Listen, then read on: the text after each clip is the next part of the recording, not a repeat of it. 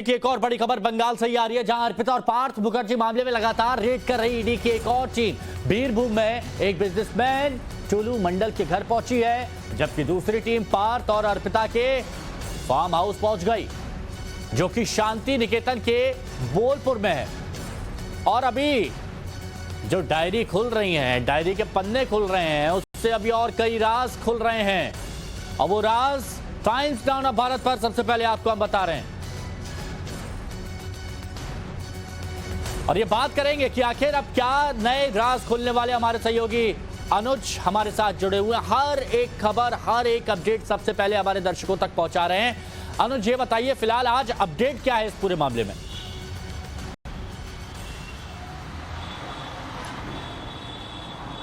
जी देखिए, फिलहाल जो है इनका मेडिकल कराने के लिए इन्हें अस्पताल ले जाया गया और उसके बाद इन्हें कोर्ट में पेश किया जाएगा। जाहिर तौर पर ईडी डिमांड करेगी, रिमांड की मांग करेगी, क्योंकि जब पहले भी पेश किया गया था तो उस दौरान भी ईडी ने पार्थ की 14 दिन की रिमांड की मांग की थी, हालांकि 10 दिन की मिली थी।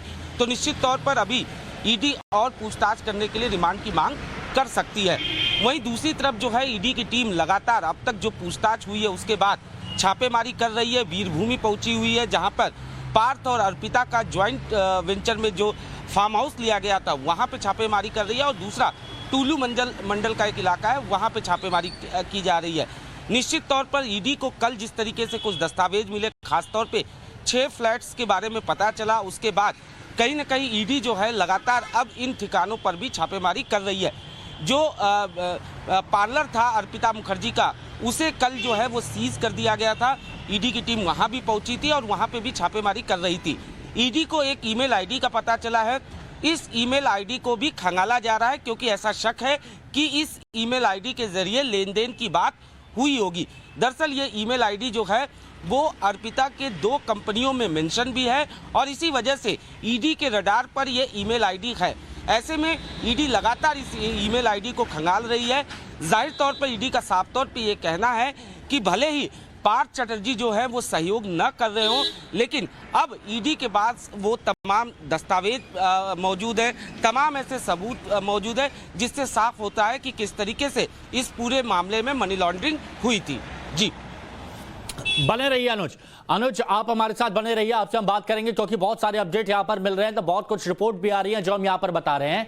तो जैसे जैसे ईडी की जांच अब आगे बढ़ रही है, पार्थ और अर्पिता के राज अब बेनकाब होते जा रहे हैं। और इस बीच अर्पिता की ईमेल आईडी से एक बहुत बड़ा खुलासा हुआ है। अर्पिता के नाम के शुरुआती 3 अक्षर यानी AR और P, ये ईमेल आईडी बनी है इसी नाम से, और ये ईमेल आईडी अर्पिता के टाउन हाइट्स फ्लैट पर रेड में मिली। अब जांच एजेंसियां इस ईमेल आईडी की जो पहेली है उसको डिकोड करने में लगी हुई हैं।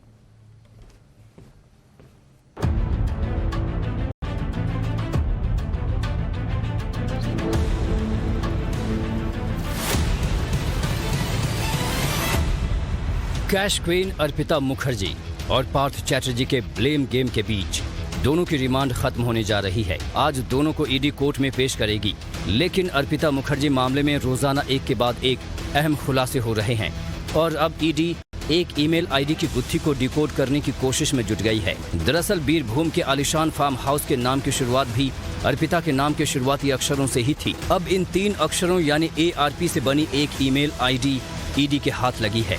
ईडी इसके जरिए ये पता लगाने की कोशिश कर रही है कि क्या अर्पिता के लेन देन के सबूत इस ईमेल आईडी में छिपे हैं। पहले चरण में ईडी के अधिकारियों ने 3 कंपनियों का पता लगाया, जिसमें अर्पिता मुखर्जी निदेशक थी। उनमें से एक सेंट्री इंजीनियरिंग प्राइवेट लिमिटेड और एक सिम्बायोसिस मर्चेंट प्राइवेट लिमिटेड हैं। अर्पिता की ईमेल आईडी इन दोनों कंपनियों में पंजीकृत है। पहले तो मामला ईडी के अधिकारियों के संज्ञान में नहीं आया, लेकिन बाद में बेलघरिया में अर्पिता मुखर्जी के क्लब टाउन हाइट्स फ्लैट के पते पर छानबीन के बाद दस्तावेजों की तलाशी के दौरान अर्पिता की ये ईमेल आईडी सामने आई है। इतना ही नहीं, ईडी ने करीब 7 जगहों पर सर्च ऑपरेशन चलाया। दरअसल कोलकाता CGO कॉम्प्लेक्स ईडी की 7 टीम रवाना हुई थी, जिसमें से 2 दक्षिण कोलकाता, तो बाकी की 5 टीमें राज्य के अन्य इलाकों में गईं, जहां इस मामले में छापेमारी की गई। वहीं एक तरफ कैश क्वीन अर्पिता मुखर्जी से जुड़े रोज नए खुलासे हो रहे हैं, तो वहीं दूसरी तरफ पार्थ चैटर्जी अब भी सभी आरोपों को खारिज कर रहे हैं। सूत्रों के मुताबिक अभी भी पार्थ सहयोग नहीं कर रहे। अमूमन 1 या 2 शब्द के जवाब देते हैं, हाँ, नहीं, पता नहीं, याद नहीं।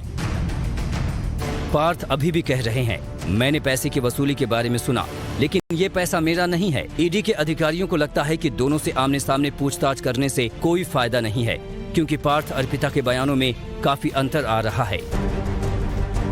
वहीं इस उठापटक के बीच पश्चिम बंगाल में कैबिनेट का विस्तार होने जा रहा है। आज दोपहर 4 बजे नए मंत्रियों का शपथ ग्रहण होगा, लेकिन इस मामले में ममता बनर्जी की मुसीबतें कम होती नजर नहीं आ रही। ममता सरकार में हुए शिक्षक भर्ती घोटाले के मुद्दे पर केंद्रीय शिक्षा मंत्री धर्मेंद्र प्रधान ने मुख्यमंत्री ममता को पत्र लिखा है और साथ ही अपील की है कि पश्चिम बंगाल सरकार बच्चों के भविष्य के लिए जल्द ही शिक्षा और शिक्षक की भर्ती पर कड़ा कदम उठाए। ब्यूरो रिपोर्ट, टाइम्स नाउ नव भारत।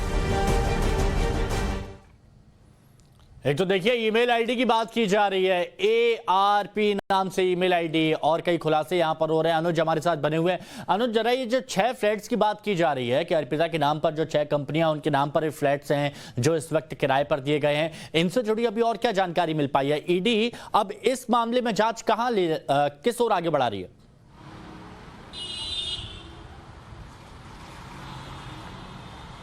जी बिल्कुल, जिस तरीके से 6 और फ्लैट्स के बारे में पता चला है, जाहिर तौर पर ईडी जो है वो वहां पर भी पहुंचेगी क्योंकि साफ तौर पे ये बताया जा रहा है कि इसे जो है रेंट के तौर पर दिया गया था। इतना ही जिस ईमेल आईडी का जिक्र किया जा रहा है arpmail@gmail.com, इस ईमेल आईडी को लगातार ईडी जो है वो खंगाल रही है क्योंकि इसके जरिए पैसों के लेन देन का शक है, क्योंकि इस ईमेल आईडी में कई चीज़ें जो हैं वो हाइड की गई थी, छिपाई गई थी। तो निश्चित तौर पर इसे डिकोड करने की कवायद जो है वो की जा रही है। वहीं दूसरी तरफ सबसे बड़ी दिक्कत ईडी के सामने ये आ रही है कि पार्थ चटर्जी जो हैं वो सहयोग नहीं कर रहे हैं। ज़्यादातर समय वो ये बता रहे हैं कि उन्हें याद नहीं, क्योंकि अपने उम्र का वो हवाला दे रहे हैं, और यही वजह है कि कई चीज़ें जो हैं वो सामने नहीं आ पाई हैं, क्योंकि जिस चीज़ के बारे में अर्पिता बता रही हैं उस चीज़ को पार्थ तस्दीक नहीं कर रहे हैं, जिसकी वजह से कहीं ना कहीं ईडी के सामने दिक्कत आ रही है। हालांकि जो दस्तावेज मिले हैं, जो तमाम चीज़ें मिली हैं, अब ईडी उनके आधार पर ये सर्चेज जो है छानबीन कर रही है। जिस 2 जगह पे आज ईडी जा रही है, जिसमें से ईडी जो है वीरभूमि के जो फार्म हाउस है, क्योंकि इसी फार्म हाउस से ईडी को लीड मिला था इस पूरे मामले का, और इसी वजह से ईडी को उम्मीद है कि यहाँ पर अभी सर्च करने से और भी चीज़ें मिल सकती हैं।